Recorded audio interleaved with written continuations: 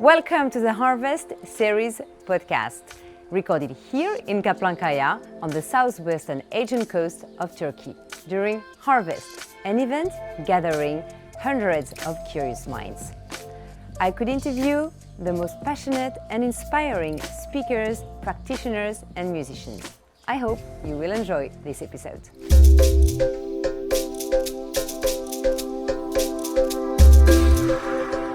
What does it take to stand firm when the world pushes back? Welcome to a new episode of the Harvest Series podcast, recorded here in the beautiful Kaplankaya. Shedding light on power, exposing uncomfortable truth, and navigating the firestorm of modern geopolitics, today's guest has made a career out of independent, courageous journalism. He has tackled US foreign policy, Russiagate, and the Syrian conflict. He is a relentless investigator working without the cushion of major media budgets. He is also the son of one of our favorite speakers here in Kaplankaya, Dr. Aaron Maté. Aaron Maté, welcome to Harvest. Rose, thank you for having me. It's great to be here. Thank you. Thank you so much. Aaron, you made a speech this morning about a highly divisive topic, Palestine and Israel. The goal of this interview is not to debate about political issues, as I'm not anyway a political journalist, but more to discuss how journalists can be brave in today's world and whatever his side. The theme of this harvest is courage, and I think you have a lot to share about this topic. Well, what can I tell you about that? It's true that our society and our media system especially, I think, is set up to punish people with courage. There are many brave whistleblowers who have to suffer if they expose injustice, Chelsea Manning in the US being one of them. Yeah. And so for a journalist to come in and try to be courageous, there's a lot of hurdles. We're in a media system that's owned by large, powerful forces that are the same centers of power that run our society, and they want to see a media that reflects their interest. And their interests often don't reflect, I think, the interests of the common population, because it's having power and concentrated power that keeps the people who run our society doing what they're doing. And so, especially in a democratic society, to maintain your power, you have to do what Noam Chomsky called manufacturer consent. And that means basically subject the population to a lot of propaganda, a lot of deception about the big issues of our time, especially war, conflict overseas. And so what I try to do as a journalist is simply, when I see that happening, when I see lies or deceptions being pushed for agendas that serve the powerful, not the people, I try to do what I can to speak truth. But there's a lot of ways in which the system works to disincentivize people from doing that. You address very important and controversial topics, and also relating with high power. So why did you choose these kind of topics? Well, I want to be useful. I want to do something that has some value and gives people some insight into the world around them. And it would be very easy to go, where I live in the US, it would be very easy if I was looking for a career in corporate journalism just to go along with the dominant narratives of the day. So in the run-up to the Iraq War, just to take a really uncontroversial issue now, there's no debate anymore. Did Iraq have WMDs? No, that was a lie. But if you wanted to advance in the media back then, you had to say, yes, there are. And you had to push the narrative that Saddam Hussein had WMDs, and therefore it was legitimate to go to war. The entire media pretty much went along with that, with some exceptions. In fact, the exceptions got fired from their jobs. Phil Donahue is a famous example. He was an MSNBC host, taken off of the air because he was having on anti-war voices. And so in that system, there's no one telling you what to say, but it's just kind of through practice and through making people examples, people who dissent get taken off the air. People just know what line to toe, and that creates a very obedient media system. And so the reason I got into journalism was to tell the truth, and luckily there's a space now for independent media, and that's what I try to occupy, to give people what I think is my best version of the facts. So tell me, what's the method to be heard in a voice where there are so much money in the media? Well, fortunately, there are many channels now to be heard that weren't available before, and that's largely a result of widespread distrust of the establishment. People across the spectrum, no matter where they are, the left or the right, center, there's a genuine awareness now that we're being lied to pretty frequently.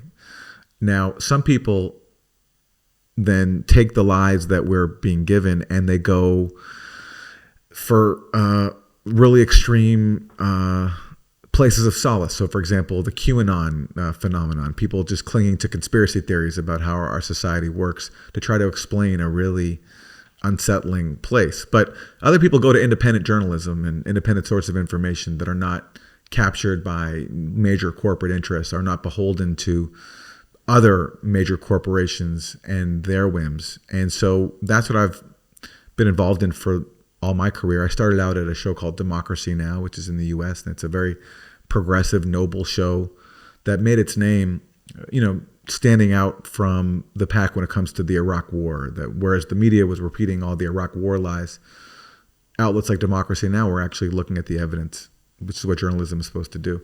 And so now there's, with this distrust in the corporate media, there's a proliferation of independent media on YouTube, on social media, Substack, where a lot of people are now. And that's where I am. Just being directly funded by your audience, it gives you a lot of autonomy to be able to be accountable only to them and not to major corporate advertisers and other corporate interests. And do you think you receive enough money to be able to do your investigations? I do, but I'm very lucky because I got in relatively early and I took some bold stances on some issues where I turned out to be totally right. And I took them at a time when it wasn't popular to take those stances. So my audience rewarded me for that. So, but the model that I followed, I don't think you can replicate it because there's only so much space for independent media voices and there's only so many people. It's still a relatively niche part of the media. Like I'm not reaching millions and millions of people. So, but yeah, my audience does help sustain my work and I'm very grateful for that. And what other people do is they find rich donors. That's, I've done that. That's also what you have to do. It's kind of like any medium where you need independence and you need to be outside of the corporate system. You do have to, if you can, find wealthy donors to back you up. And I've managed to do that. That's what many news sites do now, if they can find them. But again, it's not an easy model to follow. And that's why when people ask me now who are wanting to get into journalism, what they should do, I say if you are really committed to being uncompromising about the truth, especially on divisive issues like foreign policy issues, which can be very, very sensitive, then find another line of work that can sustain you so you can afford to tell the truth, because no one's going to rush to give you a lot of money or even a salary for being a brave truth teller on some really contentious issues.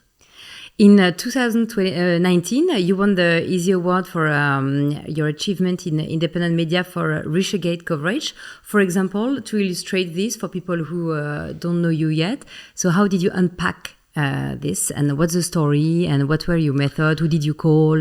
What was the...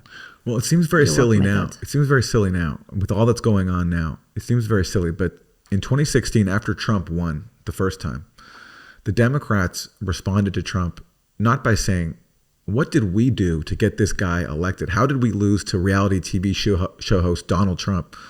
They said, let's blame Russia for everything. Let's come up with a conspiracy theory that Trump and Russia are colluding. He's being blackmailed with a P-tape, including prostitutes, that Russia waged this massive interference campaign that brainwashed millions of Americans into not voting for Hillary Clinton. This was the thing. And liberals, a lot of them were convinced that this was going to bring Trump down. And I thought it was crazy for so many reasons. First of all, just journalistically, the facts were not there. You could see how it was being spun, the way that the articles in the corporate media were written and just the way things were going. The facts were just not there. It was all innuendo. It was a smear campaign, basically. And I also thought it was a really dumb way of resisting Trump. I was not a Trump fan. I never have been, never will be.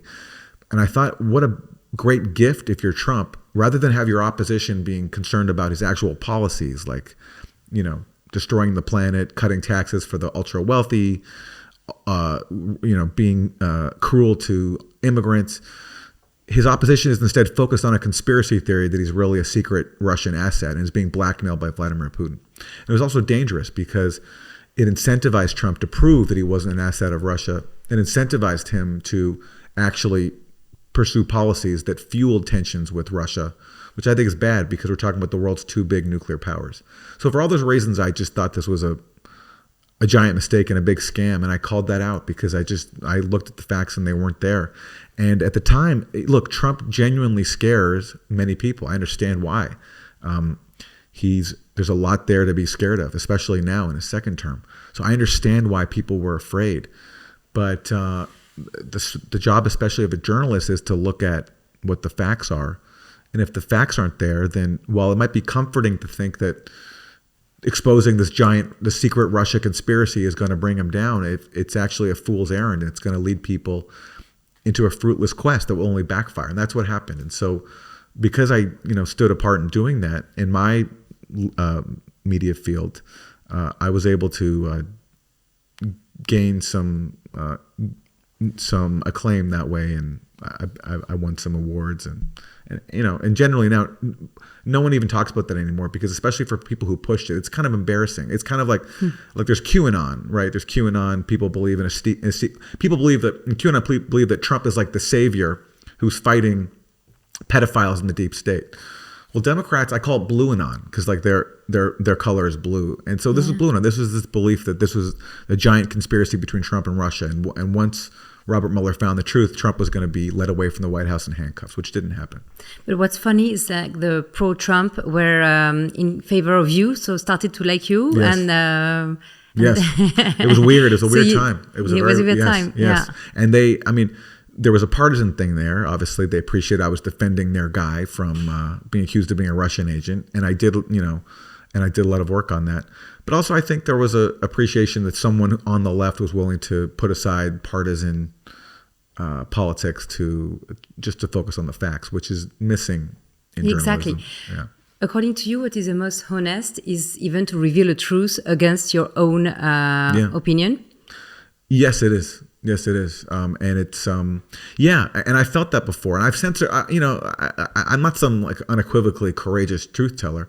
I've censored myself before if I don't want to get flack from friends and colleagues, because sometimes you decide it's just not worth it. So I can't say I'm like unequivocally every single time speaking bold, courageously. No. You pick your battles. I pick my battles. Yeah. Okay. Yeah. Still, you pick your battle, but your enemies could be the U.S., could be, you're talking about U.S., Russia, Israel, Syria. You're not afraid sometimes? And how do you ensure your security? I just don't think I, as a privileged Westerner, have the right to be afraid. I just don't,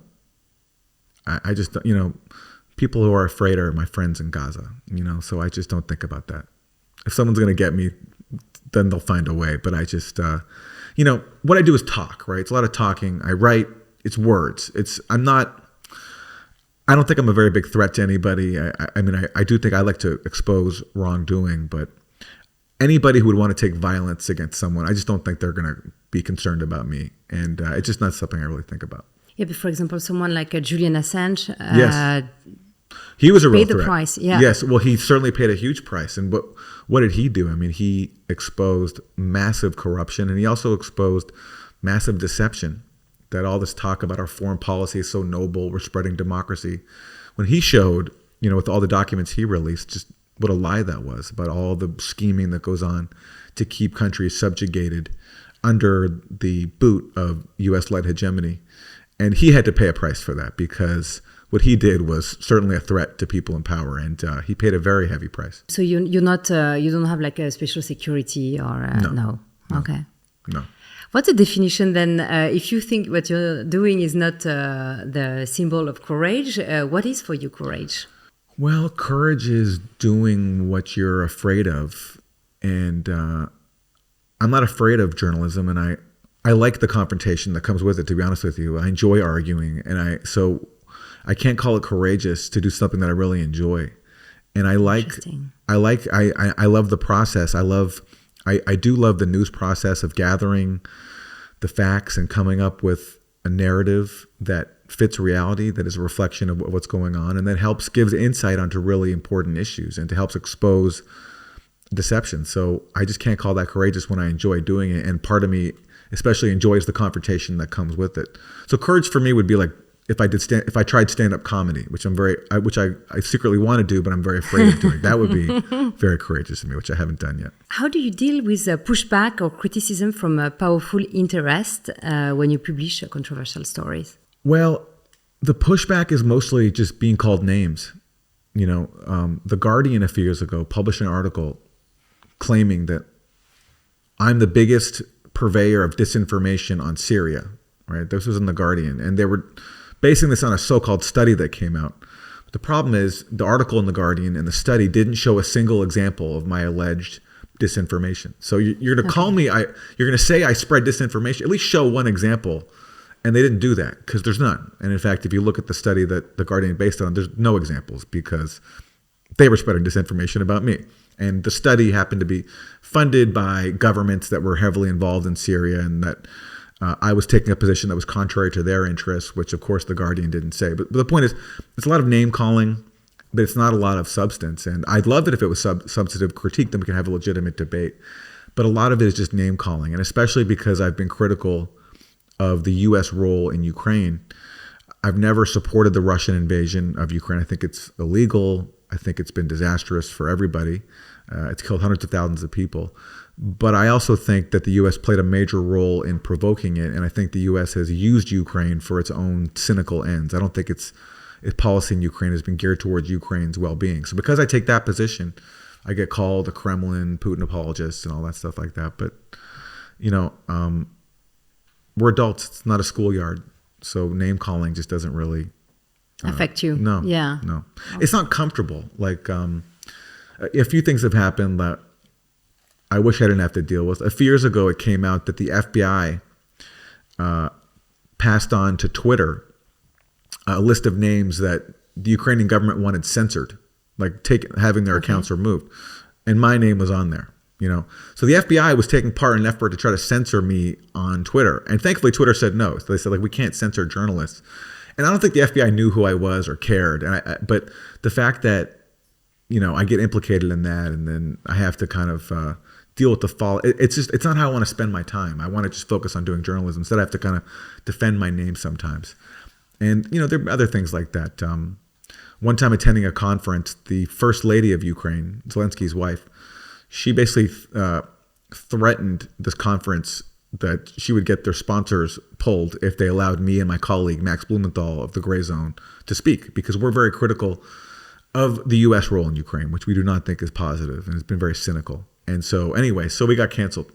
So things like that happen. But that's, it's okay. Like, I'm not entitled to speak anywhere. They don't want to have me. It's fine. It's just inconvenient sometimes. Makes you important in a way also. Yeah, sure. I mean, it's, yeah. How do you decide which stories are worth pursuing and when you want to drop off? Well, it helps if I have some knowledge of the topic. And sometimes the stories choose you. So, for example, some whistleblowers give me documents, and they're good, and I can't turn that down if it's a great story. And but yeah, it's generally the criteria is I have to know something about it, and if it's useful, if I'm offering a story, some insight on, especially something that we're being lied to by our media. So if I can do a story where I can show, hey, that what we're being told here, this narrative that is being propagated to masses of people is wrong, and it's being done for cynical, destructive ends, and I will take that on anytime. And so that's led me to the stories that I've been involved with. You've emphasized the importance of fact-checking and the solid research. How do you balance speed and accuracy in today's world? That's a great question. It's with AI and technology advancing, it seems a little more complicated than it used to be. It's challenging, speed and accuracy, and there is more of a pressure now to get things out quicker. That's the thing. There's more pressure now than I can recall to just produce. Like there were times when it would take me months to do one article, and that'd be fine. But now you can't do that anymore. You have to come up constantly with content because there's such a thirst for information. There's also so much competition, right? And so, but you can't compromise accuracy. And And I mean, if I make a mistake, I correct it, and I try to do the best I can with the resources I have. But it's certainly, there's a pressure now to get things out faster, and that does make being accurate, a little more challenging. When have you been?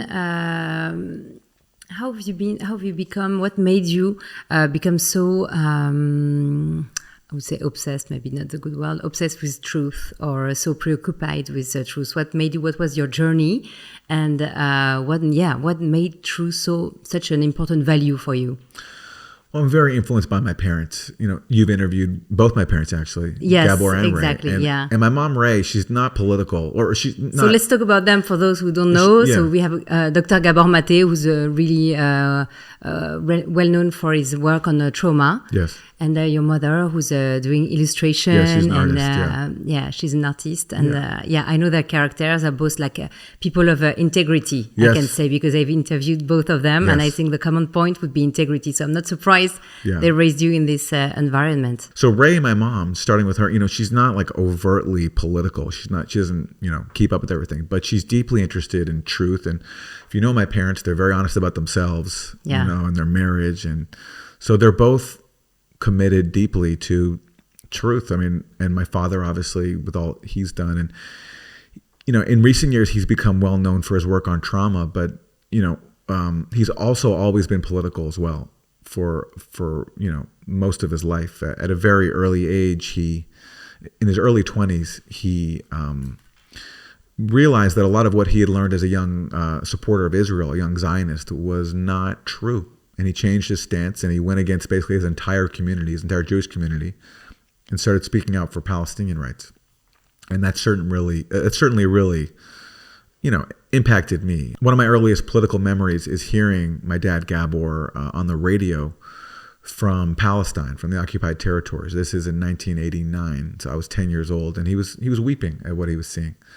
And I got then that what he was doing was very brave and also very lonely, because very few other people in his community agreed with him, including members of his own family.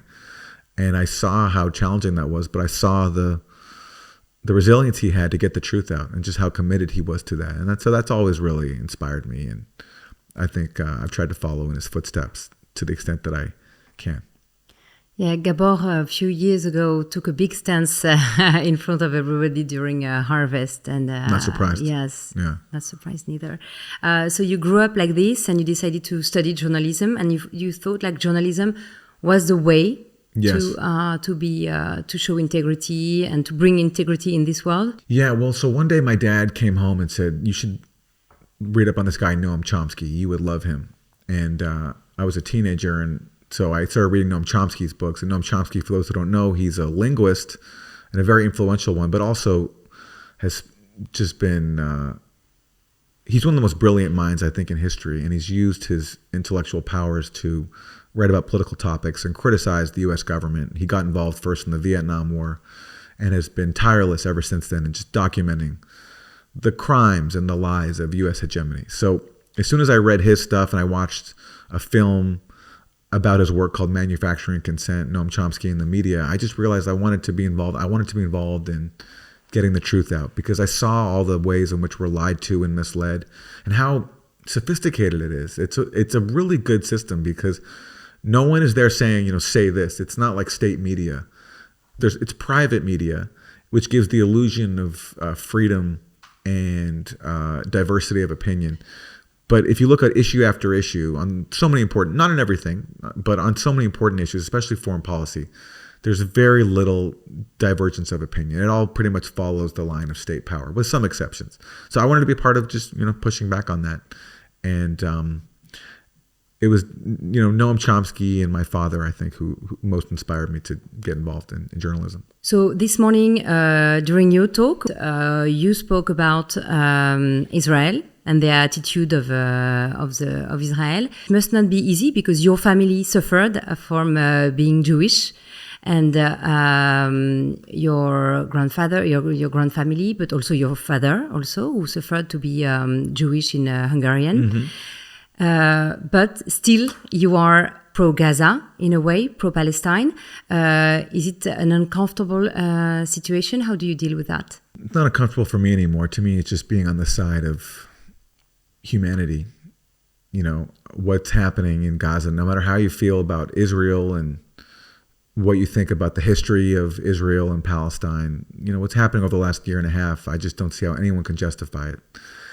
And so there's nothing uncomfortable to me about speaking out against it. I just feel it's my duty as a human, as a Jewish person, because it's in my name that this is being committed against the people of Gaza. And there was a time when, yeah, it was uncomfortable, but I've long gotten past that. And it helps me that, you know, I have a family, like my father and mother, who had this position. So I'm not like betraying anybody by having, but I understand for other people, it's very difficult. And in terms of the legacy of the Nazi Holocaust, I mean, the whole point is never again. And never again means never again for everyone. And if you can't draw that lesson from the Nazi Holocaust, then you're not actually respecting the victims of the Nazi Holocaust. From what happened to my great-grandparents, they were killed at Auschwitz. From what my father survived, he barely survived his first year of infancy under Nazi occupation. You know, I learned never again, and this means opposing mass murder. So that's why I'm opposed to what Israel has done. And I know for other people, it's a lot more difficult.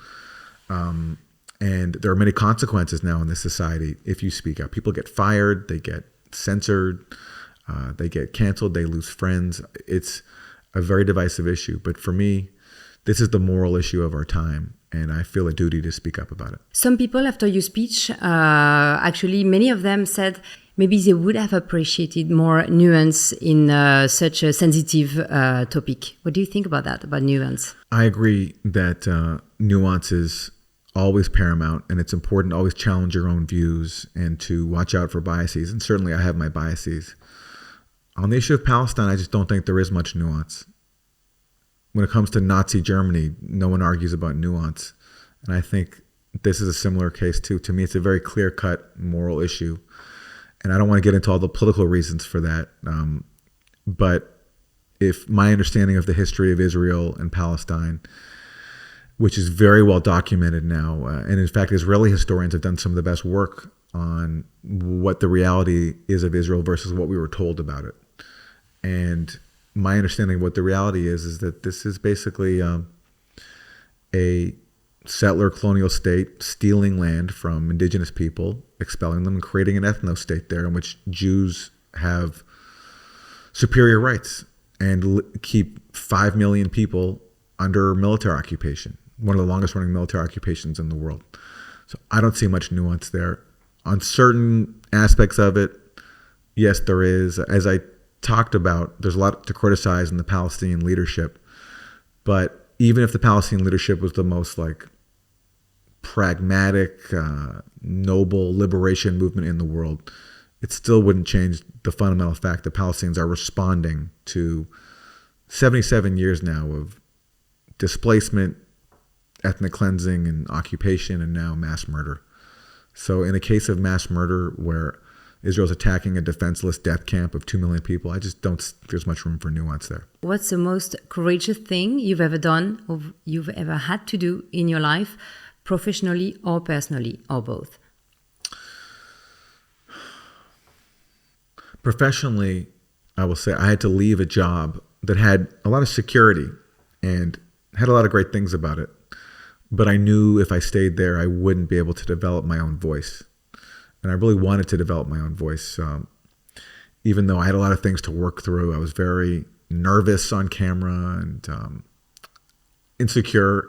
And I knew that going out on my own would make that challenge even more difficult. But I also knew I had this thing inside me that knew that I had something to say. And I'd have to leave a job, a very comfortable job, to be able to do that. So that's what I did, and it wasn't an easy decision, and I quickly thought about trying to get my old job back after I did it because journalism is really it's really tough. It's really tough. You have to know people. It really helps to know people, but anyway, I stuck it out, and luckily, the little faith I put in myself paid off for me, and I'm very grateful for that. What would be the advice you would give to a young journalist who wants to have his authentic voice heard? Don't take anything personally. You will suffer a lot of rejection a lot of people who don't want to listen to you, especially because a lot of people in our media system are incentivized to not hear the truth because it just doesn't serve the interests of the people that own the media and that want to get ahead in media. So don't take anything personally and try to find another profession to sustain you, to fund your truth telling, because unfortunately, the way things are set up now, no one's going to rush out to reward you for telling the truth. It's like you have to be able to tell the truth, you have to fight for your right to do that. And it's a very, very long struggle. So if you're young and starting out now, I would suggest finding, and there's many other lines of work that are really interesting. And there's nothing wrong with doing something else and while still pursuing your journalistic dreams. But that would be my advice. When were you, last question, when were you proud of someone close to you being courageous?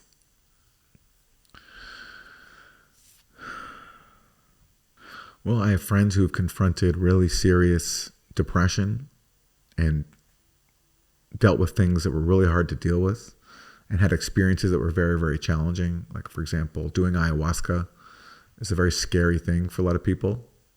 Very scary thing for me, but it's helped me a lot to deal with the issues that I have.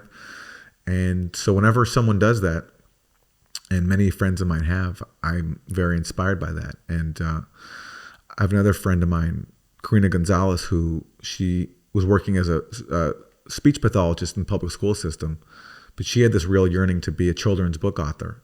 And without knowing anybody at all in the field, she just cold called and got herself a meeting with an agent and ended up publishing 2 children's books that did really well. And I thought that was very courageous, that with no connections, like no insider access, she made that happen for herself. And I was very proud of that. Well done. Aaron Maté, thank you so much for answering my questions and for being here in Kaplankaya, sharing what courage can mean in journalism. Thanks for having me. Thank you. Thanks for watching this episode of the Harvest Series podcast recorded in Kaplankaya. If you enjoyed this episode, don't forget to subscribe to have some more.